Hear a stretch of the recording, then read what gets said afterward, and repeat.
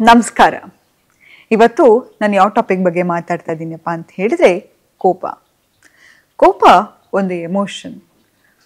ನೋಡಿ, ನಗೋದೊಂದು emotion, ಅಳೋದೊಂದು emotion, ಹಾಗೆ ಕೋಪ ಕೂಡ ಒಂದು ಎಮೋಷನ್. ಆದರೆ ಕೋಪದಿಂದ ಇಷ್ಟೊಂದು ಸಂಬಂಧಗಳು ಹಾಳಾಗ್ತಾ ಇದೆ ಗೊತ್ತಾ? ಆದರೆ ಈ ಕೋಪ ಕೆಟ್ಟದ? ಮನುಷ್ಯನಿಗೆ ಹಾನಿಕರ ಮಾಡುತ್ತಾ? ಮನುಷ್ಯನಿಗೆ ಸ್ಟ್ರೆಸ್ಸು, ಆಂಗ್ಸೈಟಿ, ಪ್ಯಾನಿಕ್ ಅಟ್ಯಾಕು, ಕೆಲವು ಸತಿ ಪ್ಯಾನಿಕ್ ಅಟ್ಯಾಕು MI ಕೂಡ ಮಿಮಿಕ್ ಮಾಡುತ್ತೆ. ಆದರೆ ಕೆಲವರು ಹೇಳ್ತಾರೆ ಕೋಪ ಅನ್ನೋದು ಒಳ್ಳೆ ಎಮೋಷನ್ ಅಂತ. ಯಾಕೆ? ಮನುಷ್ಯನ ಸೆಲ್ಫ್ ರೆಸ್ಪೆಕ್ಟನ್ನು ತೋರಿಸೋದು ಕೋಪನೇ.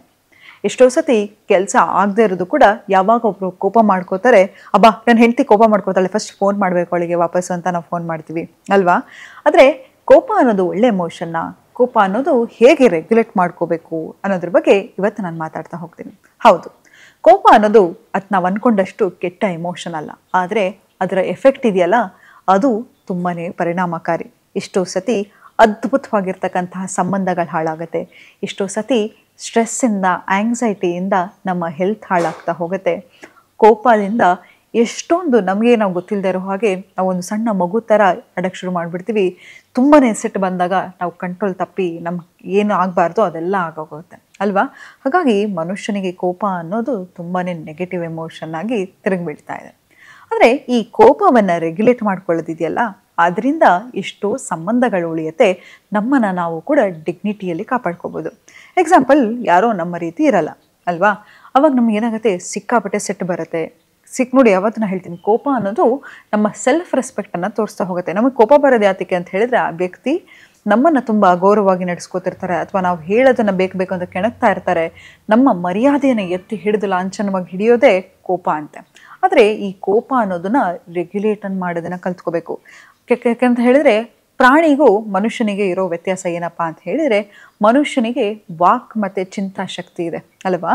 ಆದರೆ ಪ್ರಾಣಿಗಳಿಗೆ ಕೋಪ ಬಂದ ತಕ್ಷಣ ಏನು ಮಾಡತ್ವೆ, ನಮ್ಮನ್ನು ಕಚ್ಚೋದು, ಪರ್ಚೋದು ಹೀಗೆಲ್ಲ ಮಾಡಿಬಿಡುತ್ತೆ. ಹಾಗಾಗಿ ನಾವು ಕೋಪವನ್ನು ರೆಗ್ಯುಲೇಟ್ ಮಾಡೋದನ್ನು ಕಲ್ತ್ಕೋಬೇಕು. ಮೊದಲನೇದಾಗಿ ಕೋಪ ಬಂದಾಗ ಕೆಲವು ಸತಿ ನಾವು ತುಂಬಾ ಕಂಟ್ರೋಲ್ ಮಾಡೋಕ್ಕಾಗದಾಗ ಕೈಯಲ್ಲಿರ್ತಕ್ಕಂತಹ ಸಾಮಾನುಗಳನ್ನು ಬಿಸಾಕೋದಾಗಿರ್ಬೋದು, ಅವಾಚ್ಯ ಶಬ್ದಗಳಲ್ಲಿ ಎದುರುಗಡೆ ಇರ್ತಕ್ಕಂತಹ ವ್ಯಕ್ತಿಗೆ ಮಾತಾಡೋದಾಗಿರ್ಬೋದು, ಕೈ ಹತ್ತೋದನ್ನಾಗಿರ್ಬೋದು, ಫಿಸಿಕಲ್ ಅಬ್ಯೂಸ್ ಆಗಿರ್ಬೋದು. ಯಾಕಂತ ಹೇಳಿದ್ರೆ ನಮ್ಮ ಉದ್ದೇಶನಾಗಿರುತ್ತೆ ಆ ವ್ಯಕ್ತಿಗೆ ಹರ್ಟ್ ಮಾಡಬೇಕು ಅನ್ನೋದಿರುತ್ತೆ ಅಲ್ವಾ? ಕೋಪ ಮಾಡ್ಕೊಳ್ಳೋದು ಏನಕ್ಕೆ ಅಂತ ಹೇಳಿದ್ರೆ, ಆ ವ್ಯಕ್ತಿಗೆ ತಾನು ಮಾಡಿದ ತಪ್ಪನ್ನು ನಾನು ತಿಳಿಸ್ಬೇಕು, ನಾನು ಆ ವ್ಯಕ್ತಿಗೆ ಪಾಠವನ್ನು ಕಲಿಸ್ಬೇಕು ಅಂತ. ಕೆಲವು ಸತಿ ನಾವೇನು ಮಾಡ್ತೀವಿ, ನಾವು ಅಂದ್ಕೊಂಡಿರೋ ಇರಲ್ಲ, ಆ ಥರದೆಲ್ಲ ಕೆಟ್ಟ ಮಾತಲ್ಲಿ ಮಾತಾಡ್ತೀವಿ. ಇಲ್ಲಂತ ಹೇಳಿದ್ರೆ ಹೊಡಿಯೋಕ್ಕೆ ಹೋಗ್ಬಿಡ್ತೀವಿ. ಇಲ್ಲಂತ ಹೇಳಿದ್ರೆ ಕೈಗೆ ಸಿಕ್ಕಿದ್ದನ್ನು ಬಿಸಾಡಲಿಕ್ಕೆ ಹೋಗ್ತೀವಿ. ಯಾಕೆ ಮಾಡ್ತೀವಿ? ಅಟೆನ್ಷನನ್ನು ಸೀಕ್ ಮಾಡಲಿಕ್ಕೆ. ಮತ್ತು ಇನ್ನೊಂದು ಅಂತ ಹೇಳಿದ್ರೆ, ನಮ್ಮ ಜೋರಾಗಿ ಯಾವಾಗಲೂ ತಿಳ್ಕೊಳ್ಳಿ, ಯಾರಾದರೂ ನಮ್ಮ ಮುಂದೆ ಜೋರಾಗಿ ಜಗಳ ಮಾಡ್ತಿದ್ದಾರೆ ಅಂತ ಹೇಳಿದ್ರೆ ಅವರಿಗೆ ಇನ್ಸೆಕ್ಯೂರಿಟಿ ಇದೆ ಅಂತ ಹೇಳಿದ್ರೆ ತಾನೇ ಸರಿ ಅನ್ನೋದನ್ನು ಪ್ರೂವ್ ಮಾಡಲಿಕ್ಕೆ ಜೋರಾಗಿ ಹೇಳ್ತಾ ಇರ್ತಾರೆ. ಈಗ ನಿಮಗೆ ಕಾನ್ಫಿಡೆನ್ಸ್ ಇರುತ್ತೆ, ನೀವು ಮಾಡ್ತಾ ಇರೋದು ಸರಿ ಅಂತ ಗೊತ್ತಿರುತ್ತೆ, ನೀವು ಕಂಪೋಸ್ಡ್ ಆಗಿ ಮಾತಾಡ್ತಾ ಹೋಗ್ತೀರಾ ಕಮ್ಯುನಿಕೇಷನ್ ಮಾಡಬೇಕಾದ್ರೆ. ಆದರೆ ಎಲ್ಲೋ ತಾನು ಮಾಡಿರೋ ತಪ್ಪು ಅಥವಾ ತಾನು ಸರಿ ಅಂತ ಪ್ರೂವ್ ಮಾಡಬೇಕಾದ್ರೆ ನಾವೇನು ಮಾಡ್ತೀವಿ, ಜೋರಾಗಿ ಮಾತಾಡೋದಾಗಿರ್ಬೋದು, ನನ್ನ ಪಾಯಿಂಟೇ ಸರಿ, ಮನದಟ್ಟು ಮಾಡಲಿಕ್ಕೆ ಜೋರಾಗಿ ಮಾತಾಡೋಕ್ಕೆ ಶುರು ಮಾಡ್ತೀವಿ.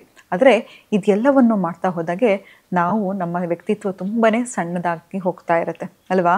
ಎಷ್ಟೋ ಸತಿ ನೋಡಿ, ಮನೇಲಿ ಯಾರೋ ಜಗಳ ಮಾಡ್ತಾ ಇರ್ತಾರೆ ಅಂತ ಇಟ್ಕೊಳ್ಳಿ, ನೀವು ಸಣ್ಣದಾಗಿ ವಿಸ್ಪರ್ ಮಾಡ್ತಾ ಹೋಗಿ, ಆಗ ಅವರಿಗೆ ಗಿಲ್ಟ್ ಫೀಲ್ ಆಗ್ತಾ ಹೋಗುತ್ತೆ. ನಿಮಗೆ ಗೊತ್ತಾ, ಸ್ಪೆಕ್ಟ್ರಮ್ ಆಫ್ ಫೀಲಿಂಗಲ್ಲಿ ಯಾವುದು ಅಂತ ಎಷ್ಟೋ ಸತಿ ಮನುಷ್ಯ ಏನನ್ನೆಲ್ಲ ಮಾಡಿಬಿಡ್ತಾನೆ ಗೊತ್ತಾ ಗಿಲ್ಟಲ್ಲಿ.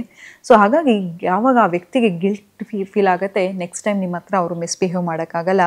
ಮತ್ತು ಯಾವಾಗ ಅವರಿಗೆ ಗಿಲ್ಟ್ ಫೀಲ್ ಆಗ್ತದೆ, ನಿಮಗೆ ಪವರ್ ಜಾಸ್ತಿ ಆಗ್ತಾ ಹೋಗುತ್ತೆ. ಇದು ಒಂದು ಮ್ಯಾನಿಪುಲೇಷನ್ ಟೆಕ್ನಿಕ್ಕೇ ಹೌದು. ಆದರೆ ಇವತ್ತು ನಾವು ಅದ್ರ ಬಗ್ಗೆ ಮಾತಾಡೋದು ಬೇಡ. ನಾವು ಇವತ್ತು ಕೋಪವನ್ನು ಹೇಗೆ ಕಂಟ್ರೋಲ್ ಮಾಡೋದು ಅನ್ನೋದ್ರ ಬಗ್ಗೆ ಮಾತಾಡ್ತಾ ಹೋಗೋಣ. ಮೊದಲನೇದಾಗಿ ಮೆಡಿಟೇಷನನ್ನು ಶುರು ಮಾಡಿ. ಯಾವಾಗ ಮೆಡಿಟೇಷನನ್ನು ಮಾಡ್ತೀವೋ ನೋಡಿ, ನಾವು ಮೆಡಿಟೇಷನ್ಗೆ ಕೂತಾಗ ಹಲವಾರು ಚಿಂತೆಗಳು ಬರ್ತಾ ಇರುತ್ತೆ. ನೀವೇನು ಮಾಡ್ತೀರಾ, ಎಷ್ಟೇ ಆಲೋಚನೆಗಳು ಬರ್ತಾ ಇರಲಿ, ಫೋನ್ ಮಾಡಬೇಕು ಅನ್ಸುತ್ತೆ, ಡ್ಯಾನ್ಸ್ ಮಾಡಬೇಕು ಅನ್ಸುತ್ತೆ, TV ನೋಡಬೇಕು ಅನ್ಸುತ್ತೆ, ಮೊಬೈಲ್ ನೋಡಬೇಕು ಅನ್ಸುತ್ತೆ. ಆದರೆ ನೀವೇನು ಚೂಸ್ ಮಾಡ್ತೀರಾ, ಕೂತ್ಕೊಂಡು ನಾನು 5 ನಿಮಿಷ ಕಣ್ಣು ಮುಚ್ಚಿ ಧ್ಯಾನ ಮಾಡಬೇಕು ಅಂತ. ಹಾಗೆ ನಿಮ್ಮ ದಿನನಿತ್ಯದಲ್ಲಿ ಯಾರೋ ನಿಮಗೆ ಬರೋದು, ರೇಗಿಸೋದು, ಕೋಪ ಮಾಡಿಸೋದು ಎಲ್ಲವನ್ನೂ ಮಾಡ್ತಾ ಇರ್ತಾರೆ. ಆದರೆ ನೀವು ಕಾಮ್ ಅಂಡ್ ಕಂಪೋಸ್ಡ್ ಆಗಿರೋದನ್ನ ಕಲಿತಾ ಹೋಗ್ತೀರಾ. ಇದು ಸಬ್ಕಾನ್ಷಿಯಸ್ಲಿ ನಿಮ್ಗೆ ಗೊತ್ತಿಲ್ಲದ ಹಾಗೆ ನಿಮ್ಮ ಜೀವನದಲ್ಲಿ ಇದು ಶುರು ಆಗ್ತಾ ಹೋಗುತ್ತೆ. ಮತ್ತು ಕೋಪ ಬಂದ ತಕ್ಷಣ ಟೈಮ್ ಔಟನ್ನು ತೊಗೊಂಬಿಡಿ. ಇನ್ನೇನು ನನಗೆ ರೋಸ್ ಎತ್ತು ಆ ವ್ಯಕ್ತಿಗೆ ಬೈಬೇಕು ಅಂದ ತಕ್ಷಣವೇ ಆಚೆ ಹೋಗ್ಬಿಡೋದು. ಈಗ ನೋಡಿದಿರಲ್ಲ WWF ಅಲ್ಲಿ ಟೈಮ್ ಔಟ್ ಅಂತ ಹೇಳ್ತಾರೆ, ತಕ್ಷಣ ನಾವು ಆಚೆ ಅವ್ರು ಬಿಟ್ಬಿಡ್ತಾರಲ್ವ, ಜಗಳ ಆಡ್ತಾ ಇದ್ರು ಕೂಡ. ಹಾಗೆ ನೀವು ಟೈಮ್ ಔಟನ್ನು ತೊಗೊಳ್ಳಿ. ಎಲ್ಲೋ ಒಂದು ಕಡೆ ಆಚೆ ವಾಕಿಂಗ್ ಮಾಡೋದಾಗಿರ್ಬೋದು, 100ಇಂದ 100, 99, 98, 97, 96, 95 ಅಂತ ನಿಮಗೆ ನೀವು ಹೇಳ್ಕೊಳ್ಳೋದಾಗಿರ್ಬೋದು. ಅಥವಾ ಬಾಕ್ಸ್ ಬ್ರೀತಿಂಗ್ ಮೆಥಡನ್ನು ಹೇಳ್ತೀವಿ. Inhale for the 4 count, 1 2 3 4, hold your breath, 1 2 3 4 5 6 7, release it for 8 counts, 1 2 3 4 5 6 7 8. ಹೀಗೆ ಈ ಎಕ್ಸಸೈಸನ್ನು ಮಾಡೋದ್ರಿಂದ ಕೂಡ ನಿಮ್ಮ ಆಂಗ್ಸೈಟಿ ಲೆವೆಲ್ ಕಮ್ಮಿ ಆಗ್ತಾ ಹೋಗುತ್ತೆ, ಸ್ಟ್ರೆಸ್ ಲೆವೆಲ್ ಕಮ್ಮಿ ಆಗ್ತಾ ಹೋಗುತ್ತೆ, ನಿಮಗೆ ನೀವು ಕಂಪ್ಯಾಷನೇಟ್ ಆಗಿರ್ತೀರ. ಮತ್ತು ಇನ್ನೊಂದು ಅಂತ ಹೇಳಿದ್ರೆ ಜರ್ನಲಿಂಗ್ ಮಾಡಿ. ನಿಮ್ಗೆ ಯಾಕೆ ಹೇಗೆ ಬರ್ತಾ ಇದೆ, ಎಲ್ಲಿಂದ ಬರ್ತಾ ಇದೆ, ಇದು ನಿಮ್ಮ ಚೈಲ್ಡ್ಹುಡ್ ಅಲ್ಲ. ಕೆಲವು ಸತಿ ಯಾರಿಗೆ ಕೋಪ ಬರುತ್ತೆ ಅಂತ ಹೇಳಿದ್ರೆ, ನೀವು ನೋಡಿರ್ಬೋದು ಸಣ್ಣ ಮಕ್ಕಳು ಏನೋ ಹಠ ಮಾಡ್ತಾರೆ, ಅದು ಅವರನ್ನು ಅವ್ರ ಪಾಡಿಗೆ ಅಳಕ್ಕೆ ಬಿಟ್ಬಿಟ್ಟಿರ್ತಾರೆ. ಯಾವಾಗ ಅವರ ಎಮೋಷನ್ಸನ್ನು ಯಾರೂ ಹ್ಯಾಂಡಲ್ ಮಾಡದೇ ಇರುವಾಗ ಅವ್ರು ಏನು ಮಾಡ್ತಾರೆ, ಚಂಡಿ ಹಿಡಿಯೋದು ಅಂತ ಹೇಳ್ತಾ ಇದ್ರು. ಬೇಗ ಸೆಟ್ ಮಾಡ್ಕೊಳ್ಳೋದು, ಕೋಪ ಮಾಡ್ಕೊಳ್ಳೋದು. ಯಾವತ್ತೂ ಅಷ್ಟೇ ಮಕ್ಕಳು ಅಳ್ತಾ ಇದ್ರೆ ಅವರನ್ನು ಅನ್ಅಟೆಂಡ್ ಆಗಿ ಬಿಡಕ್ಕೆ ಹೋಗಬೇಡಿ. ಆ ಮಗುವಿಗೆ ಒಂದು ಸ್ವಲ್ಪ ಸಮಾಧಾನ ಮಾಡೋದಾಗಿರ್ಬೋದು, ಪೆಸಿಫೈ ಮಾಡೋದಾಗಿರ್ಬೋದು, ಅದನ್ನು ಮಾಡ್ತಾ ಹೋಗಿ. ಇಲ್ಲ ಅಂತ ಹೇಳಿದ್ರೆ ಆ ಮಗು ಇನ್ನೂ ಕೂಡ ಕೋಪವನ್ನು, ಟ್ಯಾಂಟ್ರಮ್ಸ್ ತೋರಿಸೋದನ್ನು ಜಾಸ್ತಿ ಶುರು ಮಾಡಿಬಿಡುತ್ತೆ. ಹಾಗಾಗಿ ಇಂಥ ವ್ಯಕ್ತಿಗಳಿಗೆ ಯಾವಾಗ ನಮಗೆ ಇದು ನಮ್ಮ ಚೈಲ್ಡ್ಹುಡ್ಡಿಂದ ಬಂದಿದೆಯಾ, ಯಾವ ಪ್ಯಾಟರ್ನಿಂದ ಬಂದಿದೆ ಅಂತ ಹೇಳಿ ನಿಮಗೆ ನೀವು ಕ್ವಶನ್ ಮಾಡ್ಕೋತಾ ಹೋಗಿ. ಮತ್ತು ನಮ್ಮ ಕ್ರಿಸ್ಟಲ್ಸಲ್ಲೂ ಅಷ್ಟೇ ಕ್ಲಿಯರ್ ಕ್ವಾರ್ಟ್ಸ್ ಕ್ರಿಸ್ಟಲ್ ಅಂತ ಹೇಳ್ತಾರೆ. ಯಾವ ವ್ಯಕ್ತಿಗೆ ತುಂಬ ಸೆಟ್ ಇರುತ್ತೆ, ಕೋಪ ಇರುತ್ತೆ, ಆತ ಅಥವಾ ಆಕೆ ಕ್ಲಿಯರ್ ಕ್ವಾರ್ಟ್ಸನ್ನು ಹಾಕೋದ್ರಿಂದ ಕೂಡ ಅವರು ತುಂಬಾ ಶಾಂತ ಸ್ವರೂಪವಾಗಿ ಇರ್ತಾರೆ. ಮತ್ತು ಮೋಸ್ಟ್ ಇಂಪಾರ್ಟೆಂಟ್ ಏನು ಗೊತ್ತಾ, ಗ್ರೌಂಡಿಂಗ್ ಎಕ್ಸಸೈಸ್. ಏನಿದು ಗ್ರೌಂಡಿಂಗ್ ಎಕ್ಸಸೈಸ್ ಅಂತ ಹೇಳಿದ್ರೆ, ನೀವು ಯಾರೇ ಹೋಗಿ ಆಯಿತಾ, ಹಳ್ಳೀಲಿ ರೈತರುಗಳಿರ್ತಾರೆ, ಅಥವಾ ಅವ್ರ ಹತ್ರ ಹೋಗ್ಬಿಟ್ಟು ನಿಮಗೆ ಆಂಗ್ಸೈಟಿ ಇದೆಯಾ, ಸ್ಟ್ರೆಸ್ ಇದೆಯಾ, ಡಿಪ್ರೆಷನ್ ಇದೆಯಾ ಅಂತ ಕೇಳಿ ನಿಮ್ಮ ನೋಡಿ ನಕ್ಬಿಡ್ತಾರೆ ಅವರು. ಯಾಕೆ ಗೊತ್ತಾ, ನೋಡಿ ಯಾರು ಬರೀ ಕಾಲಲ್ಲಿ ನಡೀತಾರಲ್ವಾ, ಅವರು ಮದರ್ ಅರ್ತಿಗೆ ತುಂಬಾ ಹೀಲಿಂಗ್ ಟೆಕ್ನಿಕ್ ಇದೆಯಂತೆ, ಹೀಲಿಂಗ್ ಎನರ್ಜಿ ಇದೆಯಂತೆ. ಯಾವಾಗ ನಾವು ಬರೀ ಕಾಲಲ್ಲಿ ಹುಲ್ ಮೇಲೆ ನಡೀತೀವೋ ನಮ್ಮ ಎನರ್ಜಿ ಗ್ರೌಂಡ್ ಆಗುತ್ತೆ. ಎಷ್ಟೋ ಸತಿ ನಮಗೆ ಬೇಡದ ಎಕ್ಸೆಸ್ ಎನರ್ಜಿ ಇರುತ್ತೆ. ಆ ಎಕ್ಸೆಸ್ ಎನರ್ಜಿಯನ್ನು ನಾವು ಎಲ್ಲಿ ಹಾಕಬೇಕು ಅಂತ ಗೊತ್ತಿಲ್ಲದೆ ಕೋಪ ಆಗಿರ್ಬೋದು, ಅತಿ ಹೆಚ್ಚಾಗಿ ಮೂವಿಗಳನ್ನು ನೋಡೋದಾಗಿರ್ಬೋದು, ಪಾನ್ ನೋಡೋದಾಗಿರ್ಬೋದು, ಇಂತಹ ಎಲ್ಲ ಬೇಡದ ವಿಷಯಗಳಿಗೆ ನಾವು ರೆಗ್ಯುಲೇಟ್ ಮಾಡ್ತಾ ಹೋಗ್ತೀವಿ. ಯಾವಾಗ ನಾವು ಗ್ರೌಂಡಿಂಗ್ ಮಾಡ್ತೀವೋ ನಮ್ಮ ಎನರ್ಜಿಯನ್ನು ನಾವು ತುಂಬಾ ಕನೆಕ್ಟೆಡ್ ಆಗಿರ್ತೀವಿ.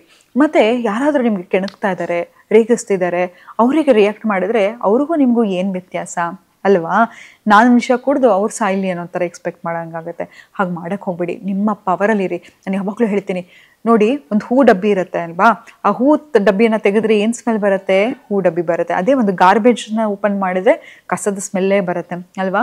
ಮನುಷ್ಯನ ಮನಸ್ಸಲ್ಲಿ ಏನಿರುತ್ತೆ ಆತನ ಬಾಯಿಂದ ಅದು ಬರುತ್ತೆ. ನೋಡಿ, ನಮ್ಮ ದೇಹದಲ್ಲಿ ಎಲ್ಲ ಬರೋದು ಕೂಡ ದುರ್ವಾಸನೆ ಅಲ್ವಾ? ಬೆವರು ವಾಸನೆ ಆಗಿರ್ಬೋದು, ಬಾಯಲ್ಲಿ ಬರ್ತಕ್ಕಂತಹ ವಾಸನೆ ಆಗಿರಬಹುದು, ಯಾವುದೇ ಒಂದು ಎಕ್ಸ್ಕ್ರೀಟರಿ ಆಗಿರ್ಬೋದು, ಎಲ್ಲವೂ ದುರ್ವಾಸನೆ. ಬಾಯಿಂದ ಬರ್ತಕ್ಕಂಥದ್ದು ಒಂದೇ ಒಂದು ಒಳ್ಳೆ ಪದಗಳನ್ನು ಉಪಯೋಗಿಸಿ, ಒಳ್ಳೆ ಮಾತುಗಳನ್ನು ಆಡಿ ಇನ್ನೊಂದು ವ್ಯಕ್ತಿಗೆ ನೆಮ್ಮದಿ ತರಬೇಕು ಹೊರತು ಅವಾಚ್ಯ ಶಬ್ದಗಳಲ್ಲಾಗಲಿ, ಕೆಟ್ಟದಿಂದಾಗಲಿ. ಯಾಕಂತ ಹೇಳಿದ್ರೆ ನಮ್ಮ ದೇಹದಿಂದ ಬರೋದು ಇದೊಂದೇ ಒಂದು ಒಳ್ಳೆಯದಾಗಿ ನಾವು ಕನ್ವರ್ಟ್ ಮಾಡಲಿಕ್ಕೆ ಸಾಧ್ಯ ಅಲ್ವಾ? ನಮ್ಮ ಎಂಜಿಲ್ ಕೂಡ ಕೆಟ್ಟ ಸ್ಮೆಲ್ಲೇ ಇರುತ್ತೆ. ಹಾಗಾಗಿ ನಮ್ಮ ಬಾಯಿಂದ ಬರ್ತಕ್ಕಂತಹ ಮಾತುಗಳನ್ನು ಎಷ್ಟು ಸಿಹಿಯಾಗಿ ಮಾತಾಡಲಿಕ್ಕೆ ಸಾಧ್ಯನೋ ಯೋಚನೆ ಮಾಡಿ, ಇದು ನಿಜನಾ, ಇದು ಅವಶ್ಯಕತೆ ಇದೆಯಾ ಅಂತ ಹೇಳಿ ಇದೆಲ್ಲವನ್ನೂ ನೀವು ವಿಶ್ಲೇಷಣೆ ಮಾಡಿ ಮಾತಾಡ್ತಾ ಹೋಗಿ. ಆಗ ಜನ ಕೂಡ ನಿಮ್ಮನ್ನು ಸೀರಿಯಸ್ ಆಗಿ ತಗೋತಾರೆ. ನೀವು ಏನೋ ಹೇಳ್ತಿದ್ದೀರಾ ಅಂತ ಹೇಳಿದರೆ ಮತ್ತೆ ನಿಮ್ಮ ಕೋಪಕ್ಕೂ ಆವಾಗ ಬೆಲೆ ಬರುತ್ತೆ. ಸುಮ್ಮನೆ ಕೋಪ ಮಾಡ್ಕೊಂಡ್ರೆ ಬೆಲೆ ಇರುತ್ತಾ? ಇಲ್ಲ ಅಲ್ವಾ? ಕೋಪ ಮಾಡಿಕೊಂಡ್ರು ಕೂಡ ಅದಕ್ಕೆ ಬೆಲೆ ತರಬೇಕು ಅಂತ ಹೇಳಿದರೆ ಮೊದಲನೇದಾಗಿ ನಾವು ಮಾಡ್ಕೊಳ್ಳೋ ಕೋಪಕ್ಕೆ ಕೂಡ ಬೆಲೆ ಇರಬೇಕು. ಹಾಗಾಗಿ ಇದು ಎಲ್ಲವನ್ನು ಫಾಲೋ ಮಾಡ್ತಾ ಹೋಗಿ ನಿಮ್ಮ ಜೀವನ ಚೆನ್ನಾಗಿರುತ್ತೆ, ನೀವು ಖುಷಿಯಾಗಿರಿ, ನಿಮ್ಮ ಜೊತೆಯಲ್ಲಿ ಇರೋರನ್ನು ಖುಷಿಯಾಗಿಡಿ ಅಂತ ಹೇಳ್ತಾ ಇವತ್ತಿನ ಸಂಚಿಕೆನ ನಾನು ಮುಕ್ತಾಯಗೊಳಿಸ್ತಿದ್ದೀನಿ. ಧನ್ಯವಾದಗಳು.